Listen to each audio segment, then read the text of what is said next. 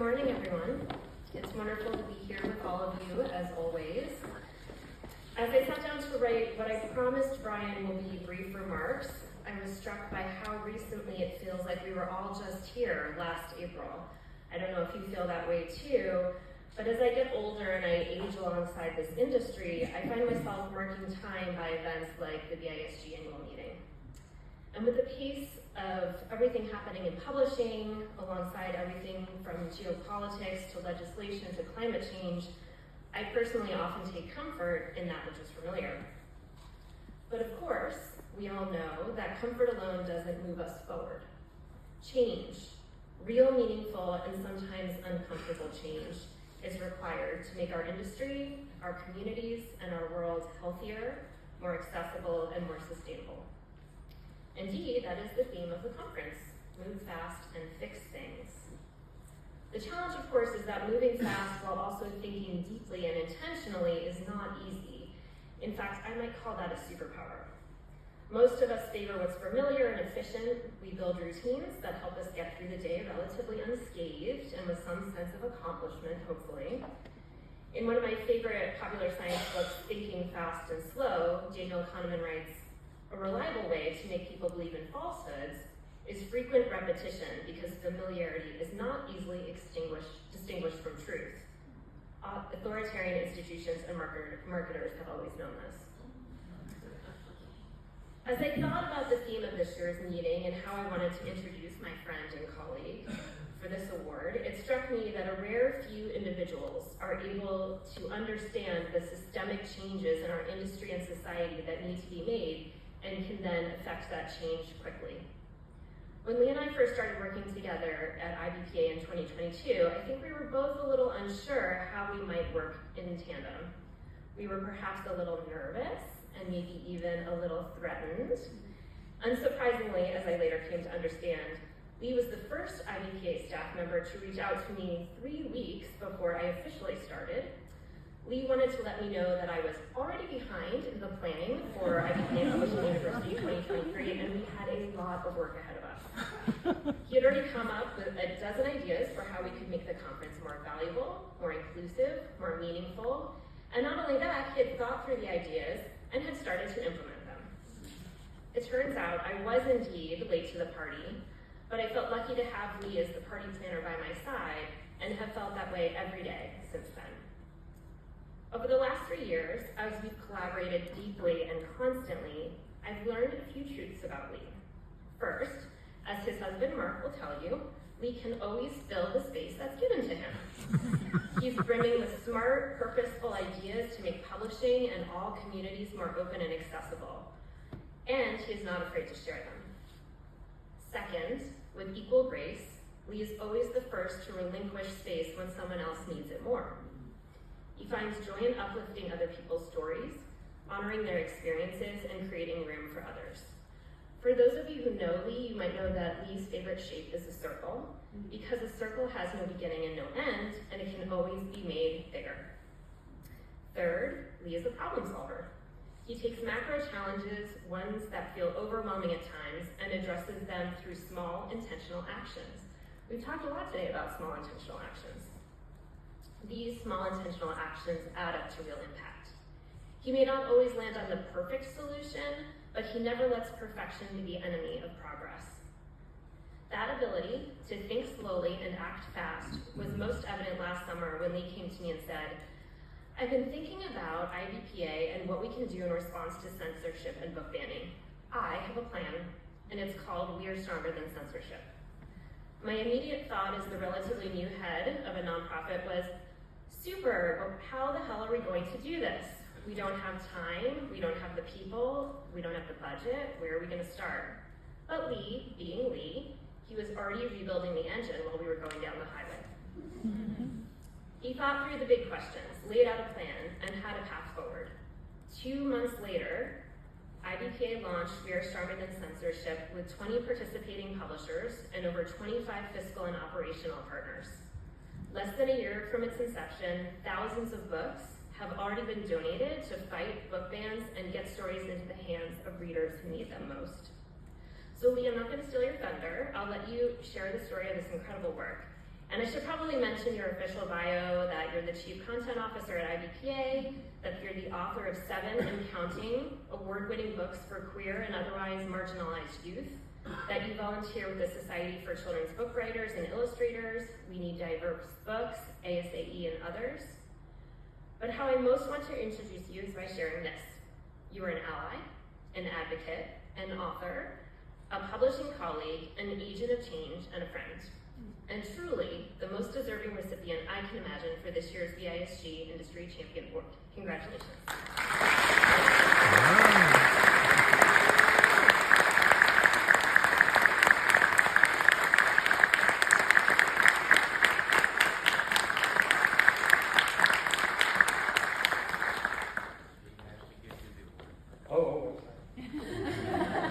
Wait, we have to go to the light.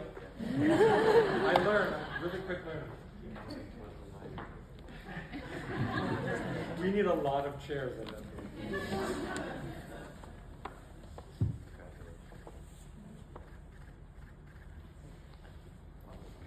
Wow.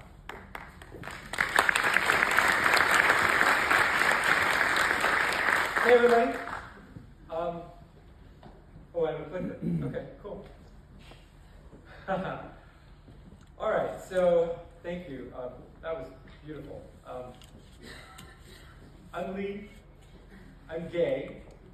And what I've learned on my journey so far is that my job is to be an ally to all the other letters of the LGBTQIA2+ community, and also to women and to people of color and indigenous people and disabled people, to everybody that's under-resourced, underrepresented, and today under attack. I write the books that would have changed my life as a young gay Jewish kid, and it turns out those books make a difference for young readers too. One of my books in particular, the one shown in this photo, No Way They Were Gay, which was published by Lerner, has been challenged quite a few times. And through that, I met Dr. Taslin Magnuson. Taslin is the person in the US that holds the data on book banning and works part-time with PEN America and is a beautiful human being. And she holds these sort of Zoom support group meetings for authors that are in the position that I have been in. And through that, Taslin and I became friends. And we started talking, and I just felt like everything we were doing was defense. And I said that the challenge I wanted to work on was, how do we go on the offense? How do we push back against book banning in a way that's not just, hiding for like, oh gosh, all this terrible stuff is happening. So, and thinking about things about book banning that people don't know. So this is going to be a little interactive. So I'm going to ask you to read this with me. This is a quote from a teen talking about the impact of censorship on them. Please read it with me. Censorship is a very personal experience, especially for people that are personally affected by books being banned or gag orders.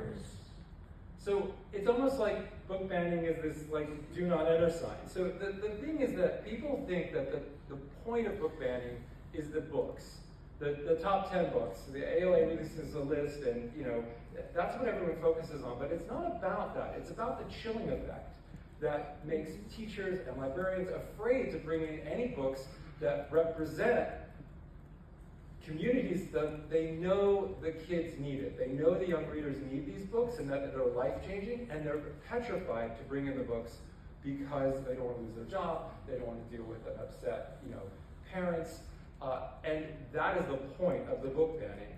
The other thing that I see from my perspective at IBPA is that the impact on mission-driven independent publishers has been huge. We are hearing from some publishers that their sales to schools and libraries are down 50%. There was one person in Wisconsin who challenged 400 books in an elementary school library. All 400 books were removed for 4 months while they were reviewed. Almost all of the books went back on the shelves at the end of those 4 months, but think about it, an entire semester, all those kids lost access to all of those books. So the idea for We Are Stronger Than Censorship is, what if we bought and donated 2 books to offset every 1 book challenge? What if we made the numbers work against the book banners?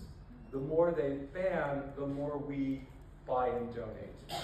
So, and you can see on our logo, it is a do not enter sign that's opening up to reveal it's a book being read, which I am quite happy about. So, how are we doing this? So, as Andrea said, this is completely scrappy, all in-kind donations, no budget, all sweat equity. So we are taking donations. Every $16 buys and donates 2 books to offset 1 book challenge. So people are donating money. They're buying t-shirts like my t-shirt, Strong Like a Reader. It has the logo on it. We have lots of different versions of this. And every shirt or sweatshirt is $16 to buy 2 books to donate to offset 1 book challenge. And the IBPA bookstore catalog is donating money as well. This is a project we started in the pandemic where the catalog raises money for good causes. We've done NABU, we've done We Need Diverse Books, and now we're doing this more homegrown project. And oh, I have a friend that is a fundraiser, and she said, Lee, stop asking for just $16. So, in her honor, every $160 buys and donates 20 books, starts at 10 book challenges. So, the idea we launched in September, as Andrea said, and the idea was we figured, looking at the statistics, that we figured there were going to be about 1,000 books challenged in September of 2024. So our proof of concept goal was, let's see if we can raise enough money to donate 2,000 books. And I'm announcing here today that we just passed $16,000 in donations, and we are going to be able to donate 2,000 books. So that's huge.